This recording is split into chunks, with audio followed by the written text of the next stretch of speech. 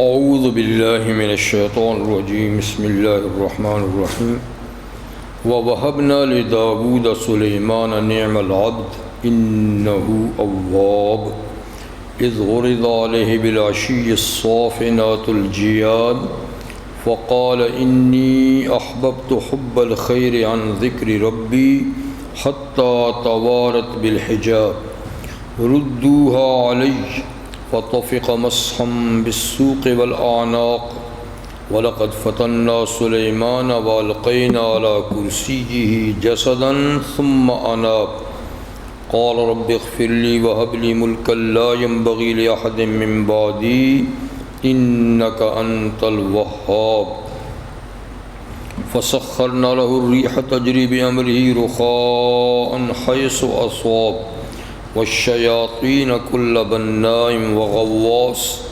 وآخرين مقرنين في الأصفاد هذا عطاؤنا فامنن أو أمسك بغير حساب وإن له عندنا لزلفى وحسن مآب صدق الله العظيم۔ سورۃ الصاد کی آیت نمبر 30 سے 40 تک آیات آپ کے سامنے اس وقت تلاوت کی گئیں۔ سورہ صاد کے آغاز اور شروع میں قرآن حکیم کا ذکر تھا، والقرآن ذی الذکر، یعنی قسم ہے قرآن کی جو نصیحت والا ہے۔ پھر اس کے بعد اللہ تعالیٰ نے مشرکین کا رد فرمایا اور نبی کریم صلی اللہ علیہ وسلم کے خلاف جو کچھ انہوں نے کہا اس کا جواب دیا۔ کچھ اقوام کا مختصراً ذکر کیا کہ جنہوں نے انبیاء کرام کی مخالفت کی اور پھر ان کا انجام کیا نکلا۔ اس سلسلے میں نبی کریم علیہ السلام کی تسلی کے لیے اللہ تعالیٰ نے فرمایا کہ آپ صبر سے کام لیجیے، مخالفین کی مخالفت پر صبر کیجیے۔ اور صبر کے سلسلے میں اللہ تعالیٰ نے سب سے پہلے حضرت داؤد علیہ السلام کا ذکر فرمایا کہ دیکھیے وہ بھی ابتلاء اور آزمائش میں پڑے اور انہوں نے صبر کیا۔ پھر داؤد علیہ السلام کی خلافت کا ذکر فرمایا اور ان کو نصیحت فرمائی اللہ نے کہ وہ حسب سابق انصاف سے فیصلہ کیا کریں۔ نیک و بد کا بھی ذکر فرمایا اور قرآن حکیم کے بارے میں فرمایا کہ یہ کتاب اس لیے نازل کی ہے کہ لوگ اس کی آیات میں غور و فکر کریں، اس کو سمجھیں اور اس سے نصیحت حاصل کریں۔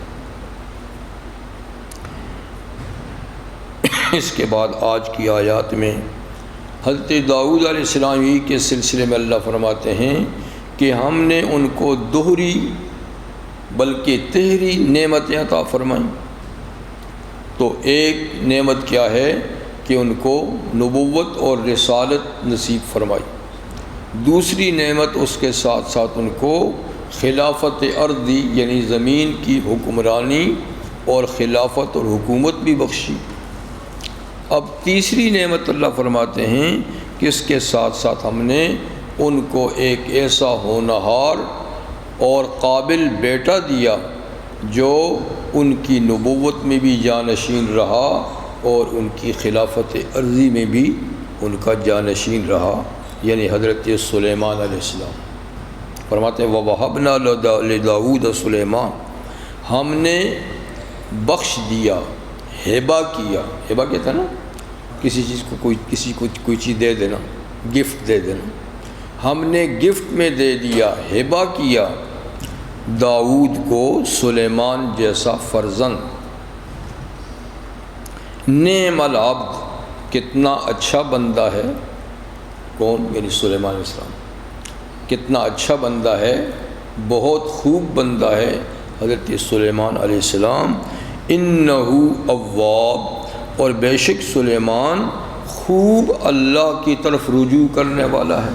خوب، ہر نبی ہی اللہ کی طرف رجوع کرنے والا ہے، ہر نبی ہی نعم العبد ہے، لیکن بعض انبیاء کو اللہ نے نعم العبد کے لفظ سے یاد جیسے ان کو یاد فرمایا۔ اور حضرت داؤد علیہ السلام بھی اواب تھے، تو بیٹے کے لیے بھی فرمایا کہ اواب، آگے انبیاء کرام کا ذکر آئے گا، ان کے لیے بھی فرمایا اواب، وہ خوب اللہ کی طرف رجوع کرنے والے تھے۔ سلیمان علیہ السلام اور داؤد علیہ السلام کا ذکر کئی صورتوں میں گزر چکا ہے، آپ کو یاد ہوگا کہ ان کے اسماء گرامی سورہ نساء میں بھی گزرے ہیں، سورہ انعام میں بھی گزرے ہیں، اور ان کا کچھ ذکر سورہ انبیاء میں بھی گزرا ہے۔ سورہ نمل میں بھی کافی تفصیل سے ان کا ذکر پیچھے گزر چکا ہے۔ تو سلیمان، اور پھر سورہ سبا میں، اب سورہ سواد میں بھی ذکر ہے۔ سلیمان علیہ السلام حضرت داؤد علیہ السلام کے 19 بیٹوں میں سے سب سے چھوٹے بیٹے تھے، ان کے علاوہ 18 اور بھائی تھے، مگر یہ سب سے چھوٹے بھائی تھے بھائیوں میں۔ لیکن اللہ تعالیٰ نے قابلیت ان میں اس درجہ رکھی تھی کہ باپ کے جانشین یہی بن سکے، باقی بھائی نہیں بن سکے۔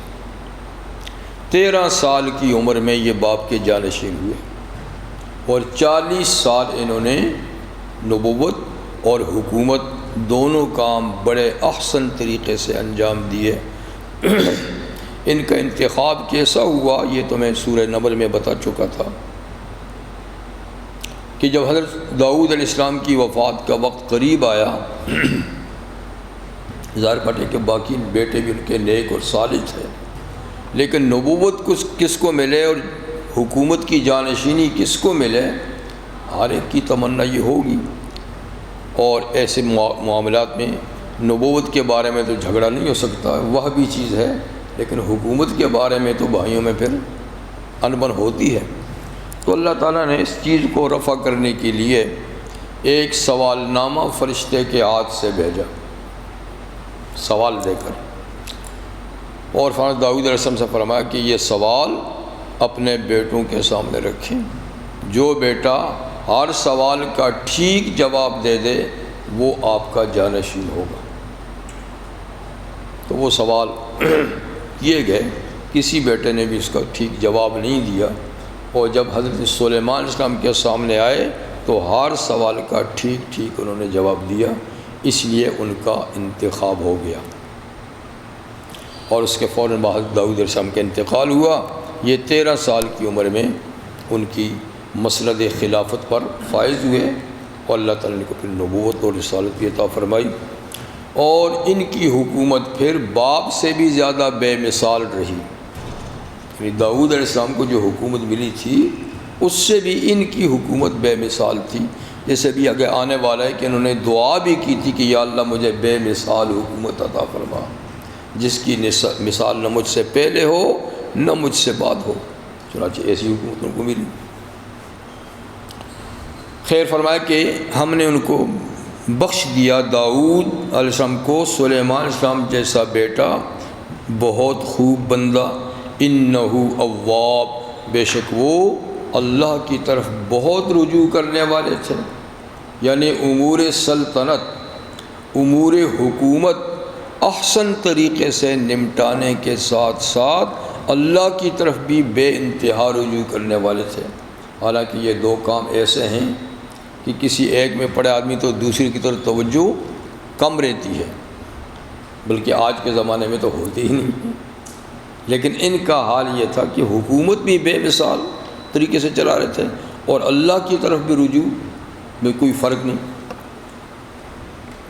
فرمایا کہ ان عظیم الشان پیغمبروں کو بھی ہم نے ابتلا اور آزمائش میں ڈالا۔ یہ ابتلا کا ذکر ہو رہا ہے نا سب، حضور صلی اللہ علیہ وسلم کی تسلی کے لیے کہ صرف آپ کا امتحان ہی نہیں، آپ کے پیشرو انبیاء کرام کا بھی امتحان ہوا۔ ایک داؤد علیہ السلام کا وجہ سے گزر چکا، اب ان کے 2 ابتلا یہاں ذکر فرماتے ہیں، 2 امتحان۔ اذ عرض علیہ بالعشی الصافنات الجیاد، یہ پہلا امتحان ہے۔ یہ ہے کہ جب پیش کیے گئے ان پر شام کے وقت الصافنات الجیاد، عمدہ اور اعلیٰ نسل کے گھوڑے، یعنی بہترین قسم کے گھوڑے جو انہوں نے جہاد کے لیے پال رکھے تھے، دیکھ بھال کے لیے، وہ شام کے وقت ان کے سامنے پیش کیا گیا کہ وہ ان کو دیکھیں کیسے ہیں، ان میں کوئی کمی بیشی تو نہیں ہے، کوئی بیمار تو نہیں ہے جی یا وغیرہ، تو ان کو دیکھنے تو مطلب کہ وہ جہاد کے گھوڑوں کا خود ہی معائنہ کرتے تھے، ملازمین کو کہتے تھے کہ لاؤ گھوڑے دکھاؤ، خود اچھی طریقے سے دیکھ بھال کرتے تھے۔ تو ایک وقت ایسا آیا کہ شام کے وقت وہ گھوڑے ان کے سامنے پیش کیے گئے۔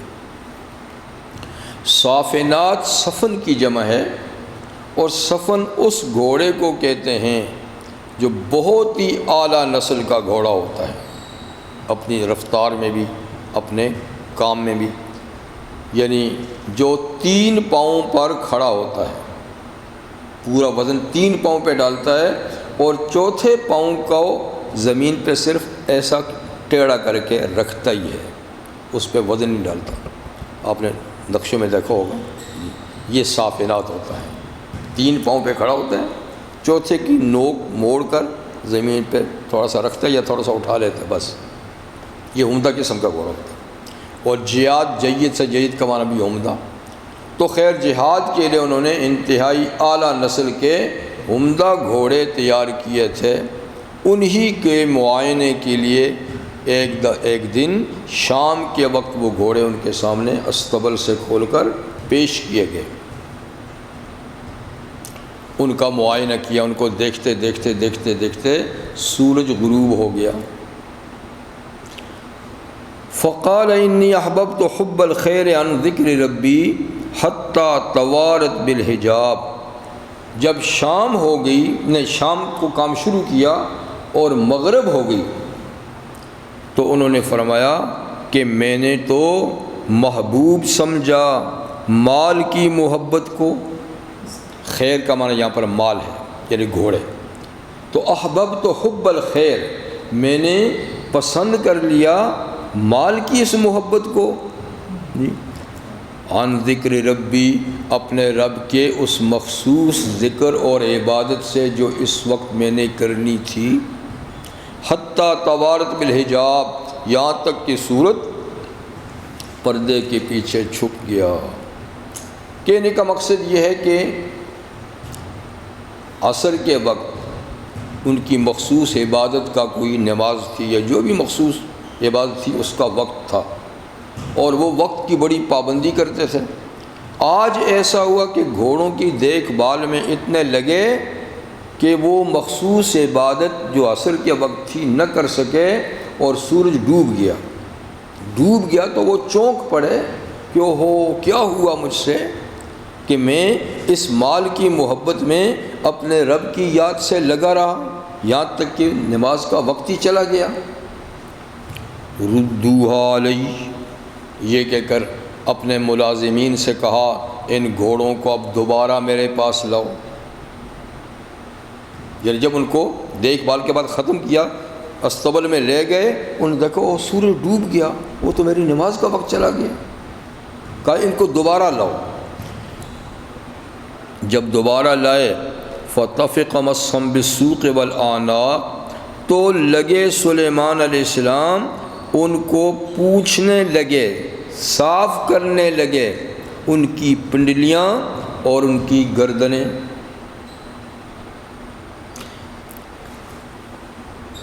یہ جو یہاں ذکر ہے گھوڑوں کا، اس کی 2 تفسیریں اور دونوں ٹھیک ہیں، جو بھی کی جائے ٹھیک ہے۔ ایک تفسیر تو یہ ہے کہ دیکھ بھال میں مصروفی اور مغرب ہو گئی، عبادت کا وقت چلا گیا، ٹھیک، اور انہوں نے اس پر افسوس کا اظہار کیا اور واپس ان گھوڑوں کو لایا اور ان کی پنڈلیوں اور ان کے گردنوں پہ ہاتھ صاف کیا۔ اس کے 2 مطلب ہیں، ایک یہ کہ یہ عن ذکر ربی، جو عن ذکر ربی ہے نا، اس میں عن لام کے معنی میں ہو اور یہ علت کے معنی میں ہو، سبب، جس کو نا سبب کے معنی میں ہو، تو پھر اس کا معنی یہ ہے کہ انہیں اس کام پہ کوئی افسوس نہیں ہوا، بلکہ اس کام کو بھی انہوں نے عبادت ہی سمجھا، عبادت ہی سمجھا، اور کہا کہ ان کو دوبارہ لاؤ، اور دوبارہ اس میں مصروف ہو گئے۔ کہا ٹھیک ہے، میری جو جسمانی عبادت کرنی تھی وہ تو چلی گئی، لیکن یہ بھی تو ایک اہم ترین کام ہے، جہاد کے گھوڑے ہیں، اور جہاد کے گھوڑوں کی دیکھ بھال، ان کی صفائی ستھرائی کا خیال، یہ بھی تو اعلیٰ درجے کی عبادت ہے۔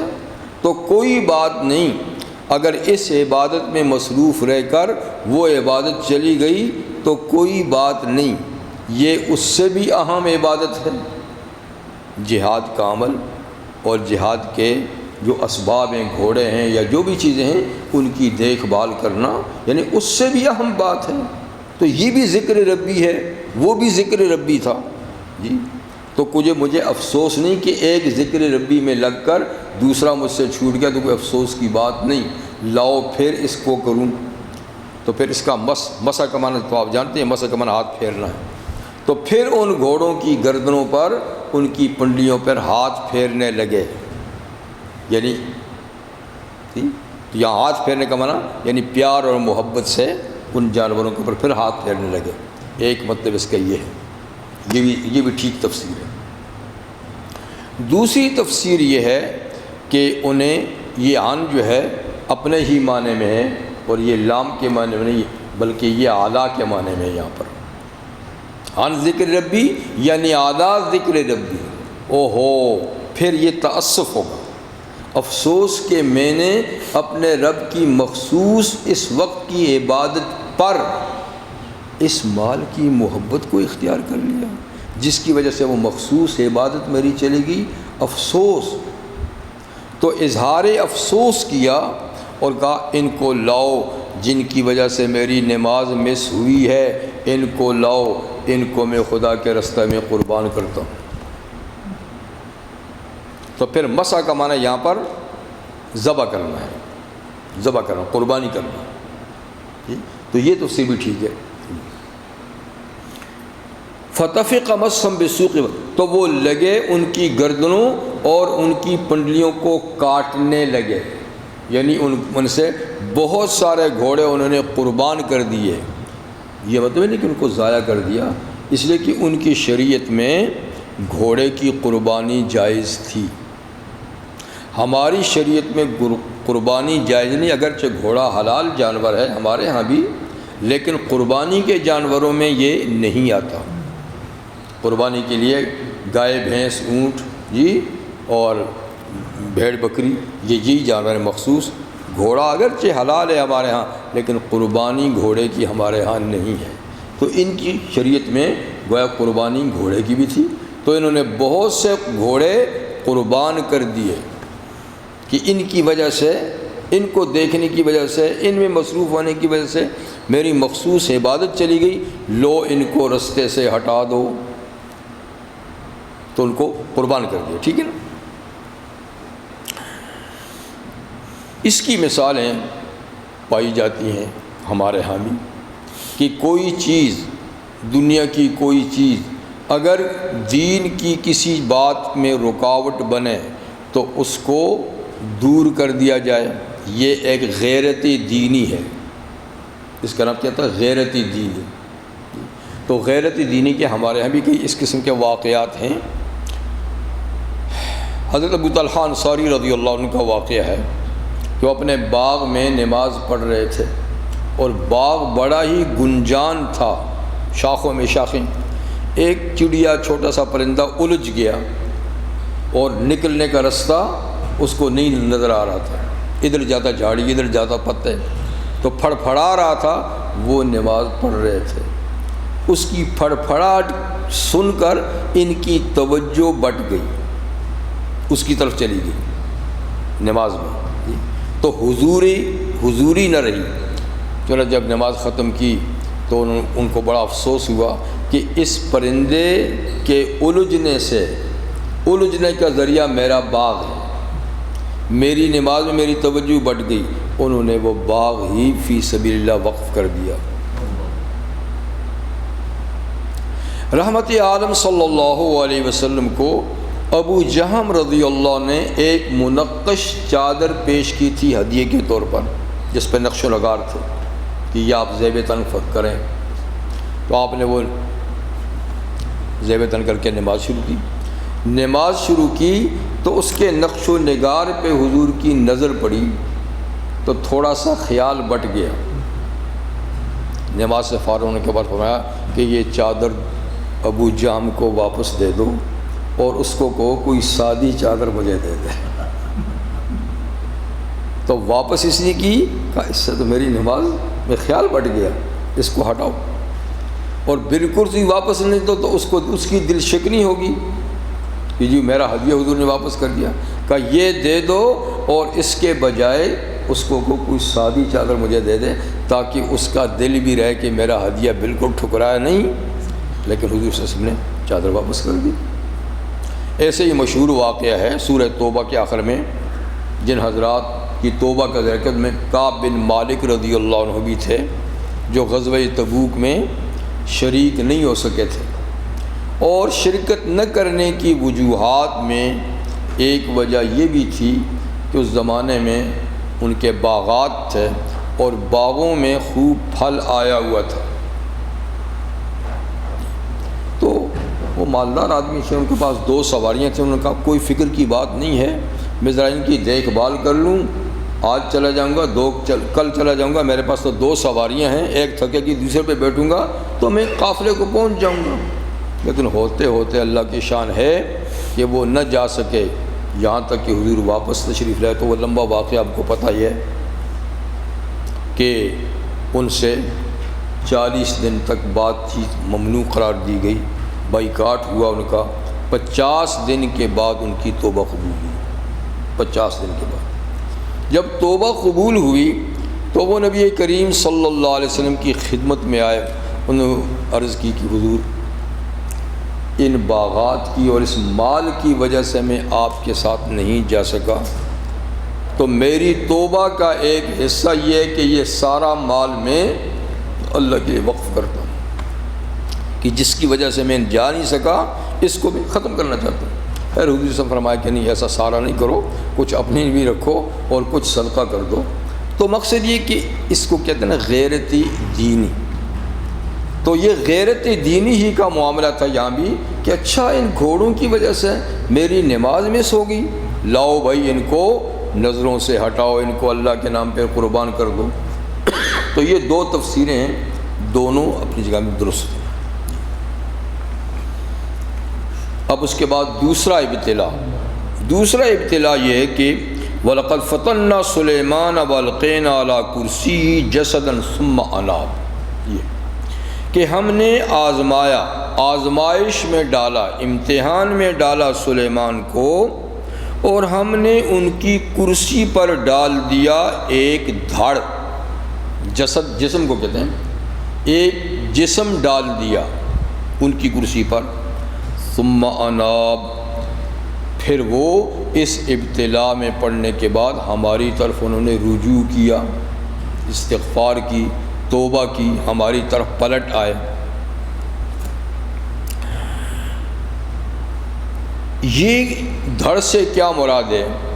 تو یہاں ایک تو صحیح تفسیر ہے اور ایک غلط کا مطلب ہے کہ وہ اسرائیلی تفسیر ہے، یعنی وہ یہودیوں کی تحریرات سے لے کر قصے کہانی بنا کر بعض مفسرین نے تفسیر کے طور پہ یہاں ذکر کر دیا ہے، جو اللہ کے نبی کی شایان شان بالکل نہیں، بالکل نامناسب ہے۔ ویسے آپ کی معلومات کے لیے میں ذکر کر دیتا ہوں، لیکن وہ کوئی تفسیر نہیں ہے۔ جن حضرات نے ذکر کیا ہے اللہ تعالیٰ ان کو معاف فرمائیں، جی وہ نبی کی شایان شان نہیں ہے، وہ یہودیوں کی من گھڑت ایک کہانی ہے۔ وہ یہ کہ ایک دفعہ ایسا ہوا کہ حضرت سلیمان علیہ السلام غسل کے لیے جا رہے تھے غسل خانہ میں، تو ان کے ہاتھ پر ایک رنگ تھی، اس میں اسم اعظم لکھا ہوا تھا۔ اسم اعظم کے تو بڑے بڑے کرشمے ہیں، آپ کو پتہ ہے جی۔ تو وہ اپنی خادمہ اور نوکرانی کو دے دیا کہ میں غسل کر کے واپس آؤں تو یہ مجھے دے دینا، میں اندر جا رہا ہوں۔ لے کے چلے گئے۔ کہتے ہیں کہ ایک جن جس کا نام تھا صخر، سواد خارا صخر، وہ سلیمان علیہ السلام کی شکل بنا کر خادمہ کے پاس آیا، کہا میری رنگ دو۔ تو چونکہ اس کو وہی شکل تھی، اس نے اپنا آقا سمجھ کے ان کو دے دی۔ وہ جا کر ان کی کرسی پہ بیٹھ گیا اور اس نے کنٹرول پوری گورنمنٹ کا سنبھال لیا۔ اب سلیمان علیہ السلام جب نکل کے آئے، اس نے کہا میری رنگ، کا آپ کون ہوتے ہو؟ آپ کو تو میں پہچانتی ہی نہیں ہوں۔ وہ تو سلیمان آئے تھے اور وہ لے کر چلے گئے ہیں۔ تو بڑے پریشان ہوئے کہ وہ یہ کیا ہوا میرے ساتھ۔ پھر کہتے ہیں کہ وہ پتہ نہیں 6 مہینے روپوش رہے، چھپے رہے، کہیں وہ جن مجھے مروا ہی نہ دے۔ مگر یہ کہانی ہے، پتہ نہیں کیسے من گھڑت۔ وہ اللہ کے نبی ہیں، خلافت خدا نے ان کو دی ہے، رنگ میں تھوڑی رکھی ہوئی ہے۔ اور پھر یہ کہ اللہ کے نبی کی شکل بنا کر وہ جن آئے اور وہ لے جائے، اور یہ تو لیکن بہرحال یہ یہودیوں کی من گھڑت کہانی ہے، یہ ہرگز اس کی تفسیر نہیں اور نہ ان کی شایان شان ہے، بعض لوگوں نے لکھ دیا ہے، تو اس لیے میں نے آپ کو سنا دیا۔ اصل بات کیا ہے جو حدیث کے روح سے اس کی تفسیر بنتی ہے؟ بخاری شریف اور دوسری حدیثوں کی کتابوں میں جو ایک واقعہ لکھا ہے وہ اس کی تفسیر بن سکتا ہے، اور وہ یہ ہے کہ حضرت سلیمان علیہ السلام نے ایک دفعہ اپنی فوجیوں میں کچھ سستی دیکھی کہ یہ جہاد کرنے میں، لڑنے میں کچھ سست ہو رہے ہیں، تو اس سے ان کو بڑی پریشانی لاحق ہوئی کہ یہ کیا ہو رہا ہے، یعنی یہ لوگ چستی کیوں نہیں دکھا رہے ہیں، سست کیوں ہو رہے ہیں۔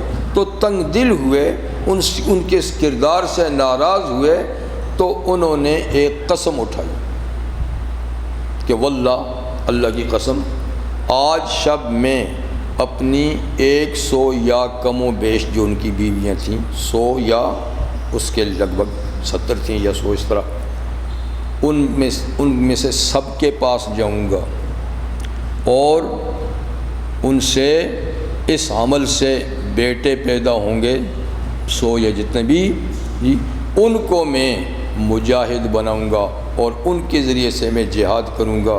یہ سستی دکھا رہے ہیں تو میں اس طریقے سے کروں گا، لیکن اس موقع پہ زبان سے انشاءاللہ نہیں کہا۔ دل میں تو ہر مومن کے ہوتا ہے نا انشاءاللہ، اور ہر نبی کے دل میں تو ہوتا ہی ہے، لیکن قاعدہ یہی ہے کہ وَلَا تَقُولَنَّ لِشَيْءٍ إِنِّي فَاعِلٌ ذَلِكَ غَدًا إِلَّا أَن يَشَاءَ اللَّهُ۔ زبان سے نہیں کہا۔ بات تو اتنی اہم نہ تھی، لیکن انبیاء کا مقام چونکہ بہت برتر اور اونچا ہوتا ہے، ان کی اتنی سی بات پر بھی ان کی زبردست گرفت ہو جاتی ہے۔ کوئی اور نہ کہے، ہم دن میں کتنے باتیں کرتے ہیں اور انشاءاللہ زبان سے نہیں کہتے، جی بھول جاتے ہیں یا کچھ بھی، لیکن نبی تھوڑی سی بھی ان سے ہو جائے اوپر نیچے، ان کی پھر سخت گرفت ہو جاتی ہے۔ تو کہتے ہیں فرشتے نے یاد بھی دلایا کہ جناب انشاءاللہ بھی تو کہہ دینا، لیکن پھر بھی ان کو خیال نہیں رہا، مگر انشاءاللہ نہیں کہا۔ اس شب میں وہ سب بیویوں کے پاس گئے، تو امتحان یہ ہوا کہ کوئی بھی حاملہ نہیں ہوئی، صرف ایک ہوئی، اس سے جو بچہ پیدا ہوا وہ بھی ادھورا، پورا نہیں تھا، اپاہج۔ جب وہ پیدا ہوا تو جو جنمانے والی ہوتی ہے نا، وہ اس کو اٹھا کر لا کر ان کی کرسی پہ رکھ دیا، یہ لو آپ کی قسم کا نتیجہ، یہ لیجیے آپ کی۔ تو چونک پڑے، ہو میں نے انشاءاللہ نہیں کہا تھا، فوراً اللہ کی طرف رجوع کی، استغفار کیا، یا اللہ مجھ سے غلطی ہوئی۔ تو یہ واقعہ جو ہے نا، یہ اس کی تفسیر بن سکتا ہے کہ یہ ابتلا ہوئی، خود نبی کریم صلی اللہ علیہ وسلم کی ایسی ابتلا ہوئی۔ آپ کو پتہ ہی ہے کہ یہودیوں کے کہنے پہ مشرکین نے حضور صلی اللہ علیہ وسلم سے 3 سوال کیے تھے۔ ایک بتائیے کہ روح کیا ہے، ایک بتائیے کہ ذوالقرنین کون تھا، اور ایک یہ کہ اصحاب کہف کون لوگ تھے۔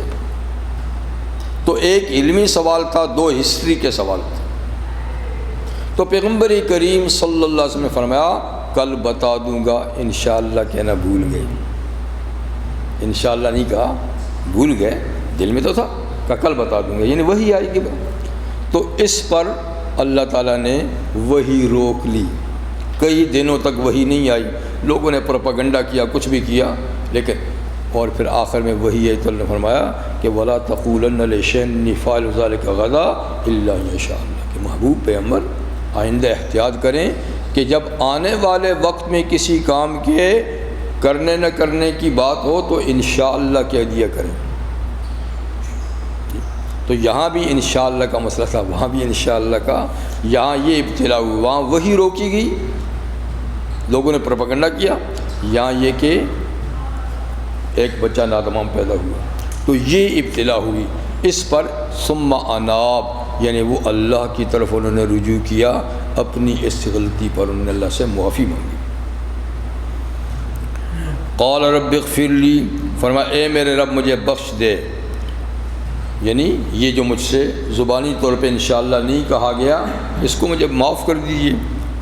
اس کے بعد انہوں نے ایک دعا مانگی، وَهَبْ لِي مُلْكًا لَا يَنبَغِي لِأَحَدٍ مِّن بَعْدِي، اور اے اللہ مجھے ایسی سلطنت، ایسی حکومت عطا فرما جو کسی کو دینی مناسب نہ ہو میرے بعد، یعنی مجھ سے پہلے تو ہوئی نہیں ہے لیکن میرے بعد بھی ایسی حکومت کسی کو دینی مناسب نہ سمجھ جو مجھے دے، مجھے ایسی حکومت دے۔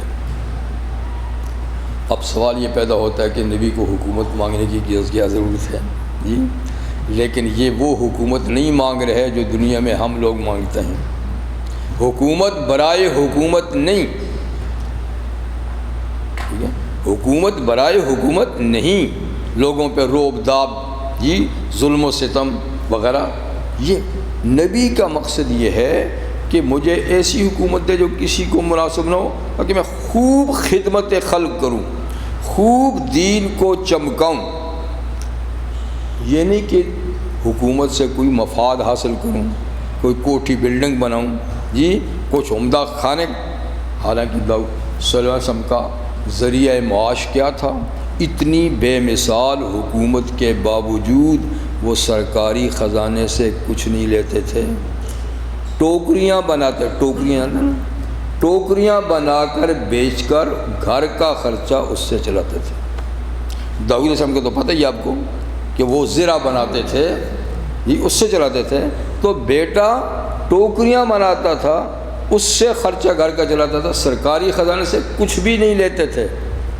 تو وہ جو اتنی بڑی بے مثال سلطنت مانگ رہے ہیں تو مفاد کے لیے نہیں بلکہ اس کا دینی مفاد تھا، دنیاوی کوئی مفاد مقصود نہیں تھا۔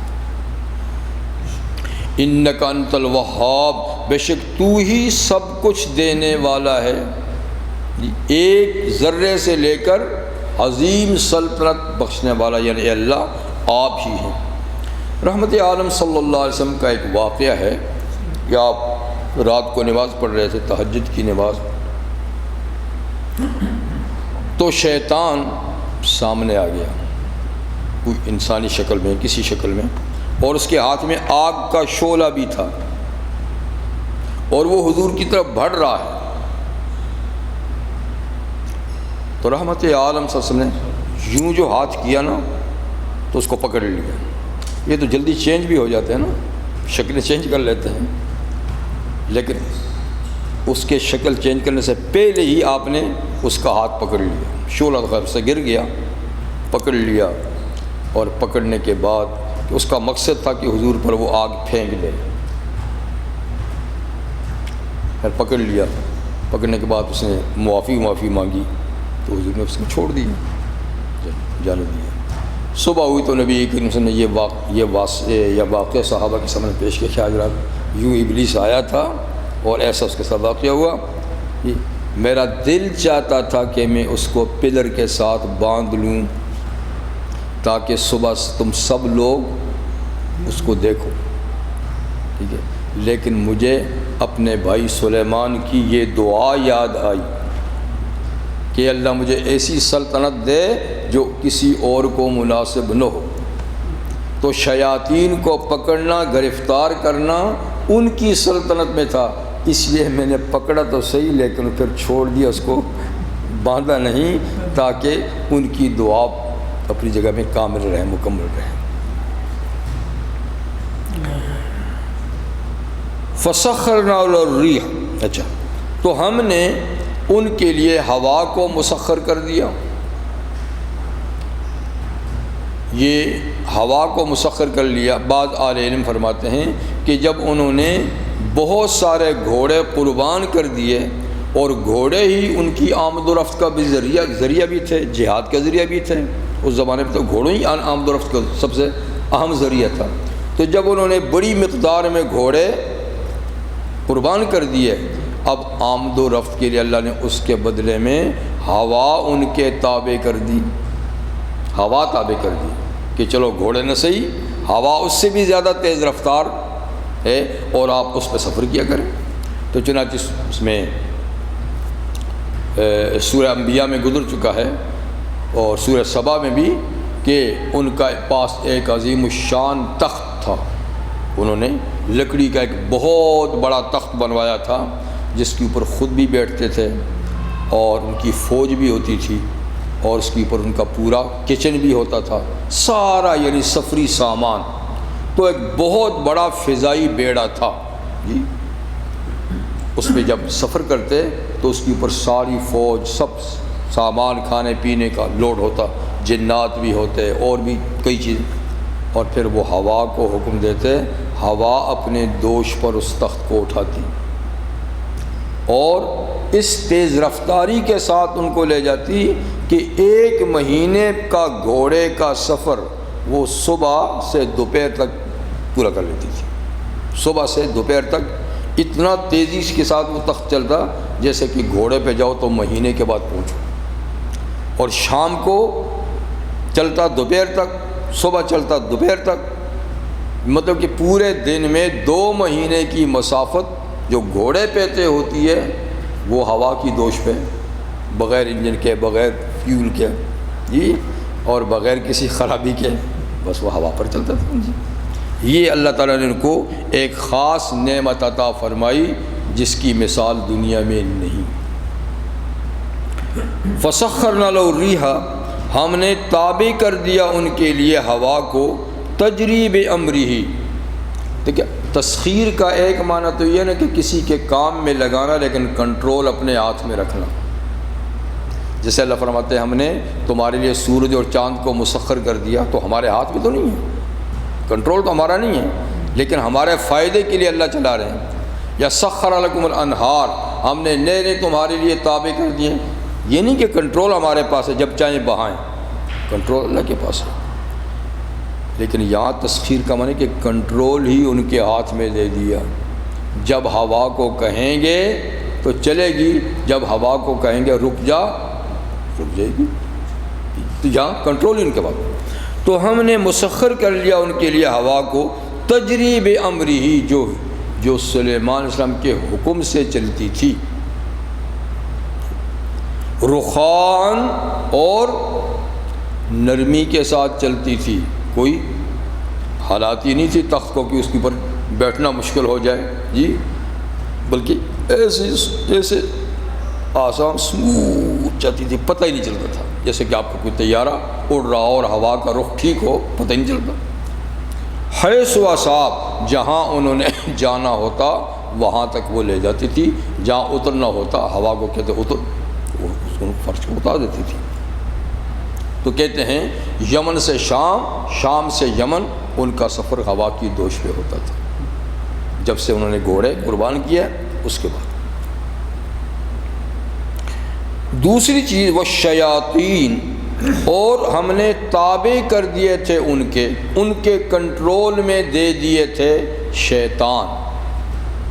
تو شیطان کسی مخلوق کا نام نہیں ہے، مخلوق کا نام تو جن ہے، لیکن جنات میں جو سرکش قسم کے ہوتے ہیں ان کو شیطان کہتے ہیں، جیسے انسانوں میں جو سرکش ہو جو ان کو شیطان کہتے ہیں، یہ فلانا آدمی شیطان جی۔ تو شیاطین سے مراد یہاں جنات ہیں، چاہے سرکش ہوں یا نہ ہوں، لیکن یہاں شیاطین سے مراد جنات، اور جنات بھی ان کے فرمان کے تحت کر لیے تھے۔ کل بناء و غواص، تمام وہ شیاطین یعنی وہ جنات جو معمار تھے، عمارتیں بنانے والے، بنا کا معنی عمارتیں بنانے والے، تو جتنے شیاطین یعنی جتنے جنات بھی انجینئر تھے، بنانے والے تھے عمارتیں، وہ سب ان کے کنٹرول میں ہم نے دے دیے تھے۔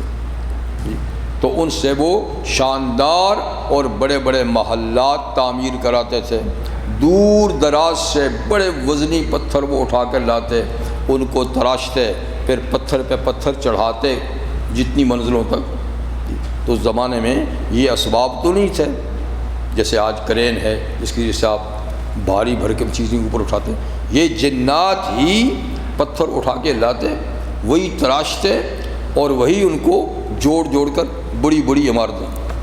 بیت المقدس جانا ہو آپ کا، اللہ تعالیٰ کبھی جانا نصیب فرمائے، تو آپ دیکھیں گے مسجد کے نیچے جو تہخانہ ہے، دو دو پتھر ہیں صرف پلر کے،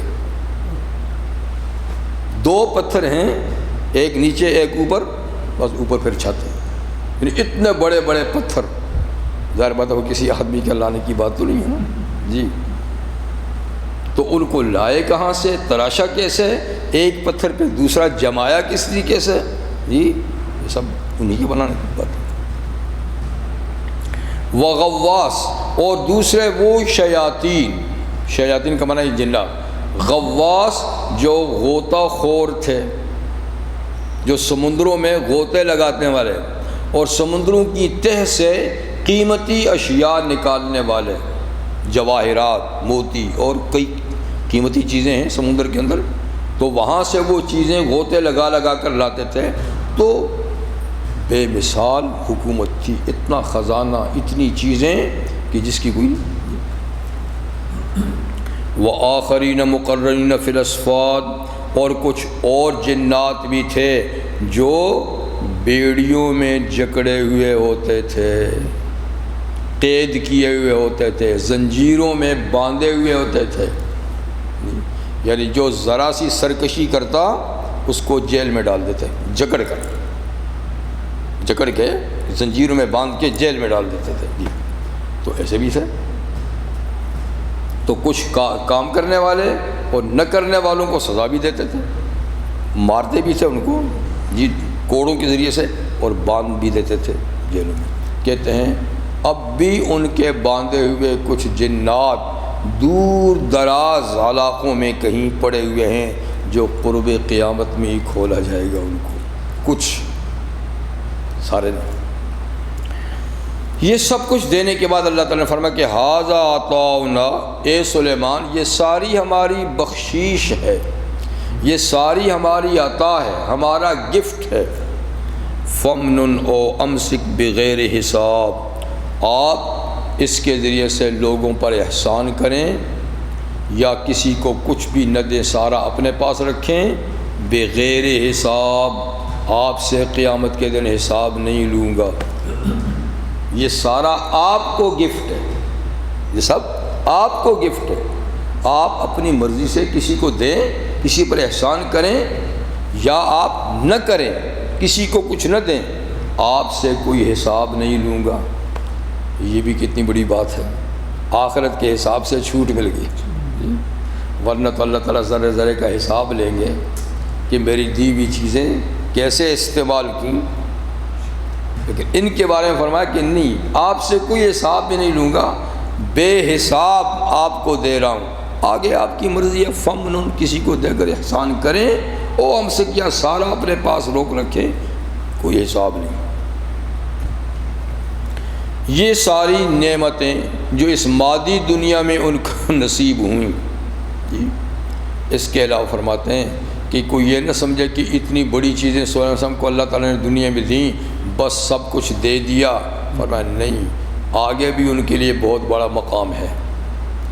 اتنی بڑی سلطنت، نبوت، رسالت دینے کے بعد فرمایا آگے بھی ان کے لیے بڑا اچھا مقام ہے۔ ان لہ عندنا لزلفیٰ، اور بے شک سلیمان علیہ السلام کے لیے ہمارے پاس مقام قرب ہے، ایک نزدیک تر مقام ہے جہاں اور انبیاء کرام مقربین ہوں گے، سلیمان آخرت میں بھی ہمارے قریبی ہوں گے۔